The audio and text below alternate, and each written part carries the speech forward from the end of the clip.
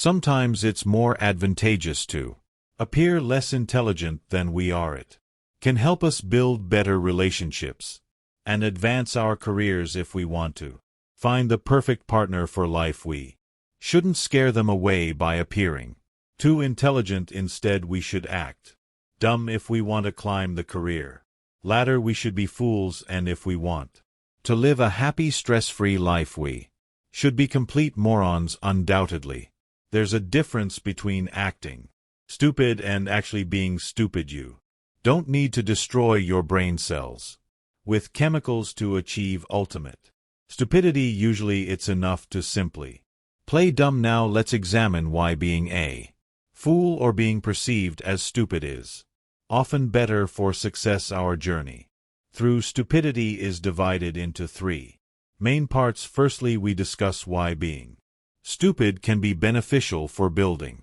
relationships or pursuing a career. Next, we reveal how to use dullness to win a debate against a more intelligent opponent. After that, we remind ourselves of the remarkable resilience of dumb individuals throughout history. Finally, in conclusion, we reveal three additional advantages of being a fool. Part 1. For the love of people, play dumb. Sad but true. People often seek out companionship with those they perceive as less intelligent or capable than themselves, to feel a sense of superiority or intellectual dominance. This idea was formulated by the German philosopher Arthur Schopenhauer, who argued that this instinctual desire for superiority can lead people to seek out stupid company, even if it is not beneficial for their intellectual growth or well-being. For example, if your future boss suddenly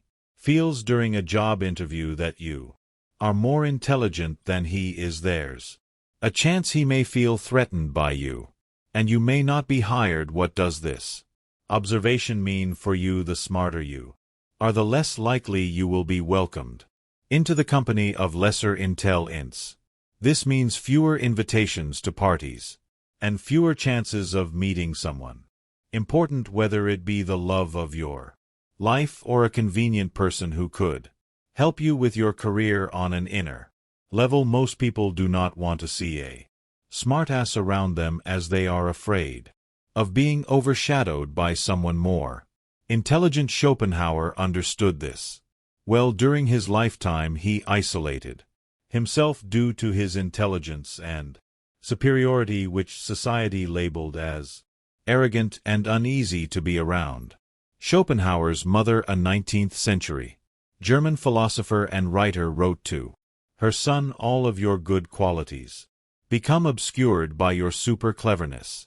With this you embitter the people around you, since no one wants to be improved or enlightened in such a way. Sometimes letting yourself be a little bit dumb can please not only the people around you but also yourself. It can drastically increase your quality of life. For example, imagine two people, one highly intelligent and one less so, both working in the same boring office job. The intelligent person may constantly question the purpose of his work, its place in society, and whether it is fulfilling his personal goals. This may lead to feelings of frustration and dissatisfaction. The less intelligent person, on the other hand, may simply accept the job as a means to an end, without questioning its larger significance. He may be content with his paycheck and the routine of his work without feeling burdened by existential questions. Part 2. Foolishness as a lethal weapon. In The Art of Controversy, Arthur Schopenhauer discussed the role of stupidity in arguments and debates. He argued that stupidity can be a powerful tool in debates, particularly in situations where one party is being deliberately difficult or obstinate. Schopenhauer believed that by acting foolish or ignorant, a person can frustrate opponents and throw them off balance, making it more difficult for them to make a coherent argument. A confused intellectual can lose ground, while a confident idiot will gain the love of the masses. During your lifetime, have you Seen examples of very dumb politicians, parliament workers, or even presidents, who for some reason beat much more clever opponents during election campaigns. If so, you can understand the power of dumb boldness. Do you need to be an idiot to use stupidity as a weapon? Not necessarily. Is it effective? Yes, it is. Is it moral to use it? That is a question for another discussion, because there are supporters and opponents of such tactics. Schopenhauer personally believed that most ethically stupidity can be used as a defensive tactic in debates by appearing to misunderstand or misinterpret an opponent's argument. A person can deflect criticism and avoid having to defend their position. However, Schopenhauer was careful to note that the tactic of using stupidity in debates should only be used sparingly and with caution. He believed that true intellectual growth and progress could only come from engaging in honest, open-minded debates with others rather than relying on shady tactics. Oh boy, one of the most pessimistic philosophers in history, Arthur Schopenhauer, had a more favorable view of future politicians than we do today. Nowadays, politicians use every dirty trick up their sleeves to gain power, and it seems that stupidity is one of their favorite and deadest weapons. Part 3: Survival in dullness. In dangerous, life-threatening situations such as hostage-taking, wars, and terrorist acts, stupid people may be overlooked. Why? Because they are considered useless. It is better to hide your intelligence, otherwise be prepared to face harsh consequences. The nail that sticks up will be hammered down, warns a Japanese proverb, emphasizing that it is not always wise to showcase your wi.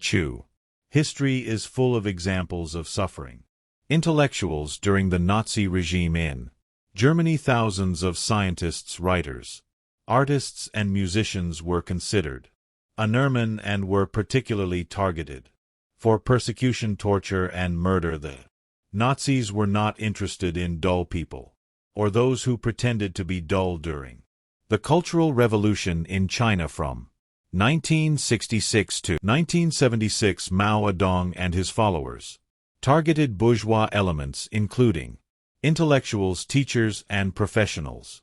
All of them were smarter than average. They were sent to labor camps, subjected to public humiliation, and sometimes executed. The period after the Russian Civil War was marked by violence and upheaval, and many intellectuals and educated individuals were targeted and persecuted by the new Soviet regime. The Bolsheviks, led by Lenin and later Stalin, viewed the intelligentsia with suspension and considered it a potential threat to the new order. Many were arrested, imprisoned, or executed during the Red Terror, a period of intense violence and repression. They were not killed for criticizing the new Soviet country. They did not even dare to do that. Intellectuals were destroyed simply because their intelligence exceeded the allowed level. Only people who masterfully played dumb survived these dark times. Appear weak when you are strong, wrote ancient military strategist Sun Tzu in his work The Art of War, and it seems that many people throughout history did exactly that by hiding their cleverness. Yes, modern society may criticize its ancestors and dislike such survival tactics. However, as Schopenhauer argued, the opinions of outsiders are not essential for the happiness of an individual. We can survive and be happy, even if all our neighbors think poorly of us. Playing dumb for creativity and easy life. Even in the animal kingdom, species with less intelligence have a greater chance of survival. Take cockroaches, for example. They are considered less intelligent than lions, dolphins, and cats, but there are billions of them worldwide, and their ability to survive in almost any environment is impressive. They can survive without food or water for long periods and even withstand nuclear radiation remarkably. Cockroaches can even survive for several weeks to a few months after their head is cut off, however. Let's forget about insects and conclude our conversation in a more pleasant and human-focused way as discussed earlier. Playing dumb can help survive a Nazi regime and successfully fight a more intelligent opponent in arguments and debates. Stupidity can also lead to a successful career, a happy family, and a large group of friends. In addition to these benefits, there are several more advantages to being dumb that can enhance our lives. For instance, one can relax and not have to study so much. A person who is not well versed in a particular subject may be less likely to feel embarrassed or ashamed when he makes mistakes or is proven wrong, and may be more willing to admit his lack of knowledge and learn from others.